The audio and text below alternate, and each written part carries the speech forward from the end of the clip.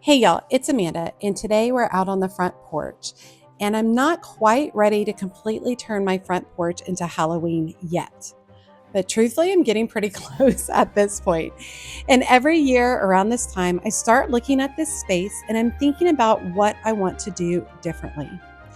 If you've been here for a while, you know Halloween is probably my favorite time to decorate the porch. Hands down my favorite.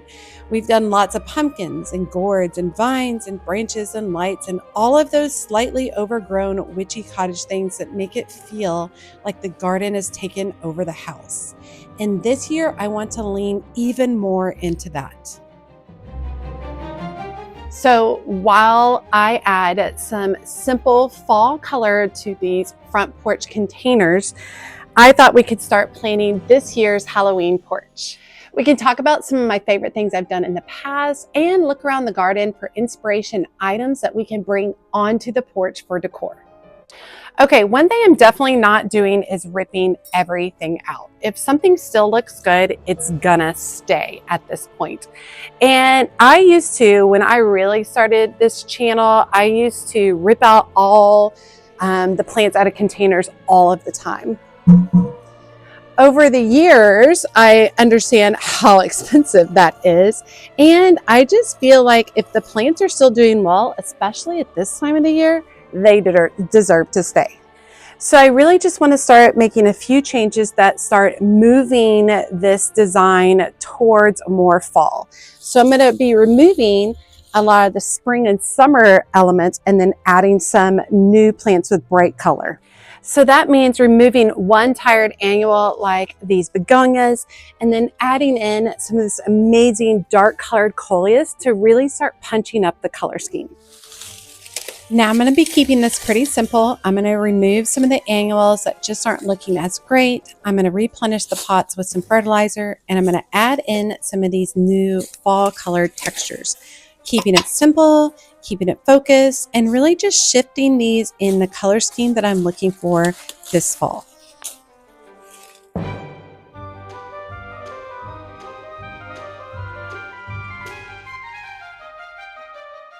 So let's talk about the direction that I'm wanting to go for my Halloween porch this year.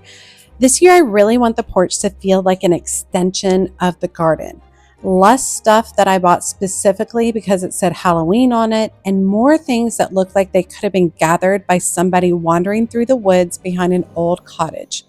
I want twisted branches, dried flowers, seed heads, vines, gourds, moss, maybe even some feathers, some dried grass, pods, and interesting stems.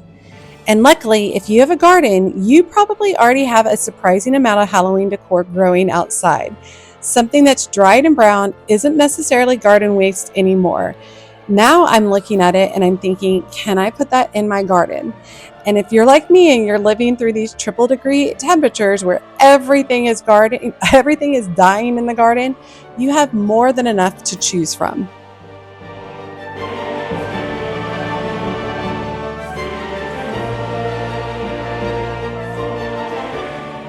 I've been decorating this porch for 9 years now, which is crazy to me. It's as long as I've ever stayed in a house. And I've decorated in a lot of different ways over the years.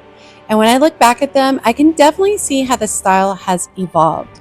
There may have been years with more pumpkins. There are years where more obvious Halloween decorations, years when the garden completely took over. But the porches I keep coming back to are the ones that feel a little mysterious without feeling like I walked into a Halloween store. And I definitely want more of that.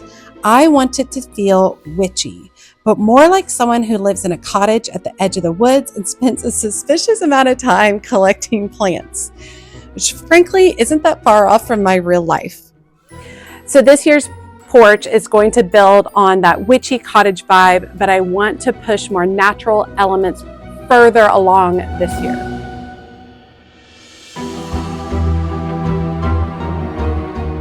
I don't want everything to be perfectly symmetrical. I don't want everything shiny and new. I actually want some things to look incredibly old. I love when everything looks old, maybe slightly weathered, maybe like they've been sitting on the porch for 100 years. That's where some of this year's projects will come in.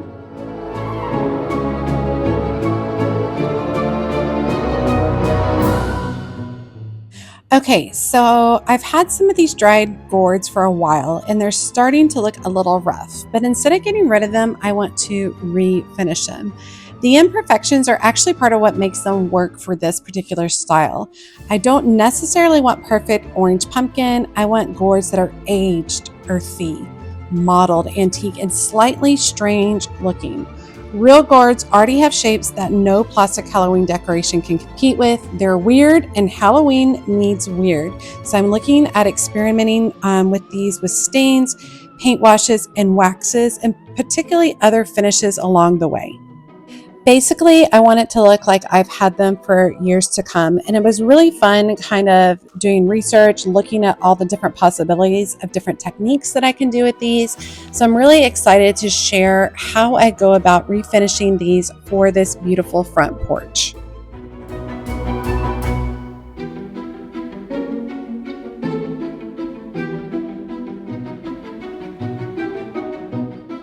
Okay, now my next little project that I want to do is I want to make a mini gourd garland.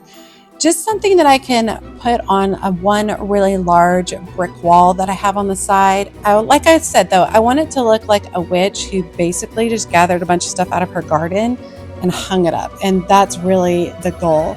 This could become one of those little details that just is something that I leave up year round, in fact. So I'm really kind of looking forward to it. Once again, researching, seeing all the possibilities, and realizing that of these mini gourds, I grew them all myself, which is totally exciting. So I can see them strung up on some twine with some dried flowers and different natural elements throughout to make them really interesting. And I think that these are the details that make the space feel collected rather than decorated.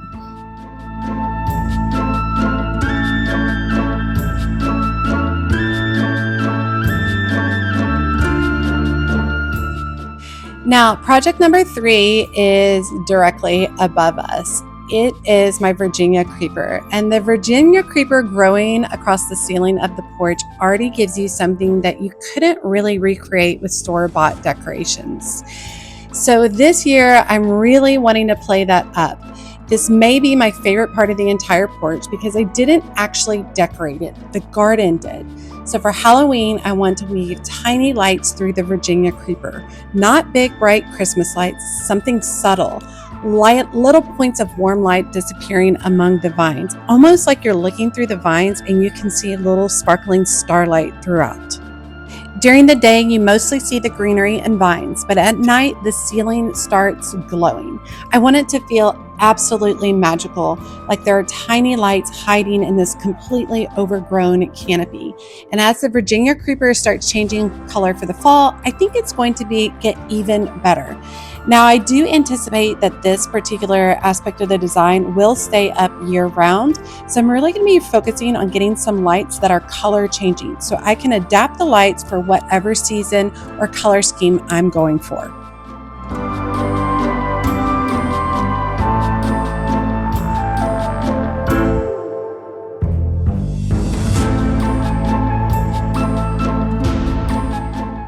Now, before I buy any Halloween decorations, I'm going shopping in my own backyard, y'all. So the goal is to really look and see what's going on in my garden. I'm looking for things like branches, especially twisted or interesting shapes. Dried hydrangeas, those faded green, brown, and blush tones are perfect. Seed heads like coneflowers, grasses, and other perennials can become fantastic texture. Dried flowers. Flowers don't have to look perfect to be useful. Vines, especially dried or woody vines that can be shaped around other decorations. Grasses, beautiful tucked in containers, baskets, and arrangements. It's funny because during the spring, I'm constantly cutting away dead material because I want everything to look so incredibly fresh. Then fall arrives and suddenly I'm walking around collecting all of the dead stuff. But those textures are exactly what makes this style work. Okay, so back to the planters. I don't need these planters to be actual Halloween decorations. They're the background. So once the containers have deeper, fuller fall colors and interesting foliage, I can start adding in layers of Halloween elements. Seed pod, dried elements, dried hydrangeas, gourds, pumpkins, and this really just acts like a backdrop. And that's how I want the whole porch to come together this year. Not one giant decorating day, but adding layers over time. All right, let's talk about what I'm not buying this year. I'm obviously going to buy some things. There will probably be pumpkins because apparently restraint has limits and I love to buy pumpkins, but I don't want to completely reinvent the porch by purchasing a bunch of new decorations. Instead, I want to reuse old Halloween decorations, existing planters, dried gourds, baskets, lanterns, pots, garden materials, and then maybe add in a few new pieces that actually create more of an impact. I've decorated this porch enough times, 9 times, that I don't really need more stuff. I just need to use the stuff I already have, but in a different way. It's only 108 degrees here, so I had to move the tripod because my phone keeps overheating. It's crazy to think that it's 108 degrees outside and I'm thinking about fall already.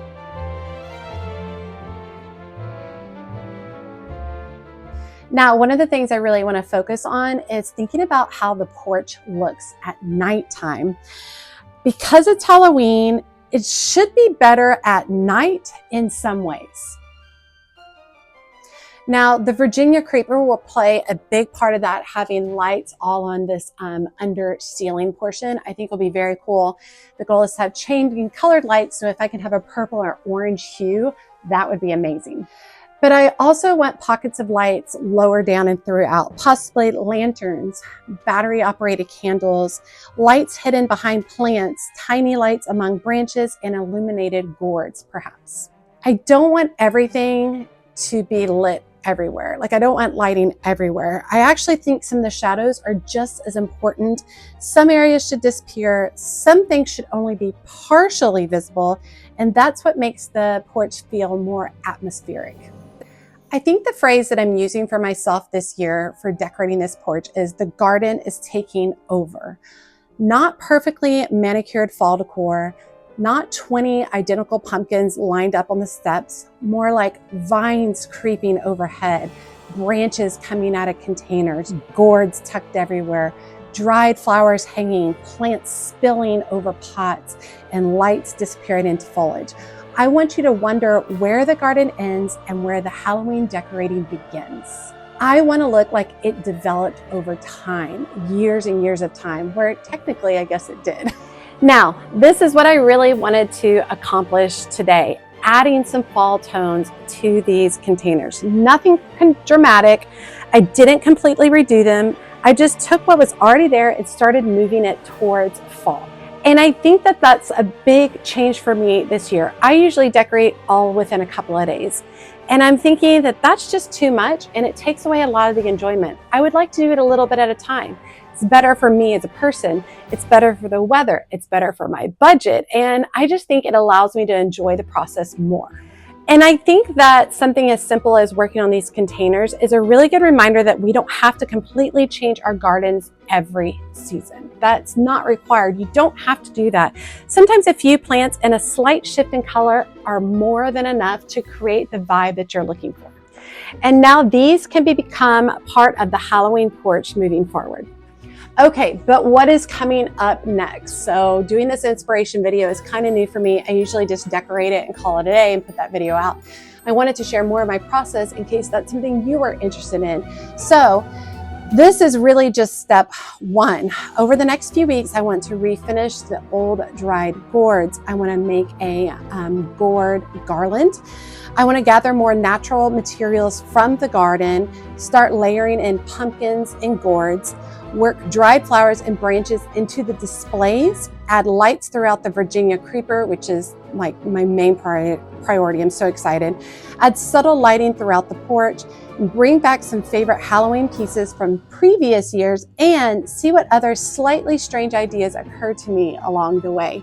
And I will say, when I decorate, it's an evolution. As I continue to decorate, more ideas come and I change and adapt as I'm going.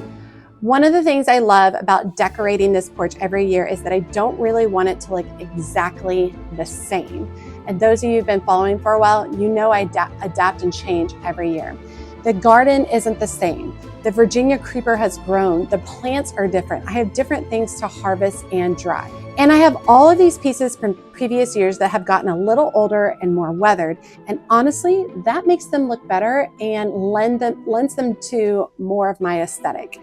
So instead of starting over, I'm going to use all of that, the old gourds, the dried flowers, the branches, the vines, and plants that are already here. And hopefully by Halloween, the whole porch feels like a slightly overgrown, slightly magical, and maybe mildly suspicious witch's cottage. Suspicious. All right, I hope you guys enjoyed today's video on inspiration. I wanted to put it out there because all this decorating, it doesn't have to be just a one-day thing. It can be planning, it can be gathering inspiration, and that's a huge part of the process, the joyful part of the process. And if I'm going to put the time in to make this Halloween porch beautiful and fit my needs and my aesthetic, then I really want to enjoy the entire process. So tell me what you want to see me make for the porch this year beyond the things that I'm already working on. And if you decorate with things from your garden for fall or Halloween, tell me what you use, because I'm currently looking at absolutely everything grown in my backyard as potential for Halloween decor, which is kind of fun and really gives you a different look at what's happening in the garden. All right, you all, I hope you enjoyed today's video. If you're like me and you are on a gardening journey and you would like to do that with some gardening friends, be sure to check out my Patreon. It is a small, intimate group of people. It's lovely. If you decide to be a certified Mad Gardener, you get access to lives, exclusive videos, group chats, photo sharing, and direct messaging to me. It's a lovely group and I would love for you to join. All right, you all, as always, she's a Mad Gardener or a decorator or anything else that she wants to be. Thanks, y'all.